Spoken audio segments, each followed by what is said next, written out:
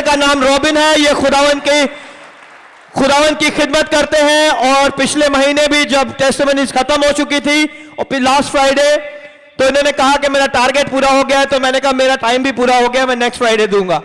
और खुदावन ने कंटिन्यूसली 2 महीने से ये अपने टारगेट को अचीव कर रहे हैं और खुदावन की शुक्रगुजारी के लिए आज यहाँ पे गवाही देने के लिए आए हैं।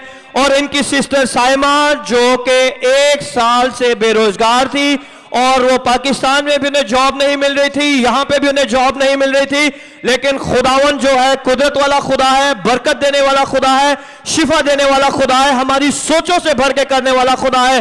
खुदावन ने अपनी बेटी को प्रिंसिपल की जॉब दी है।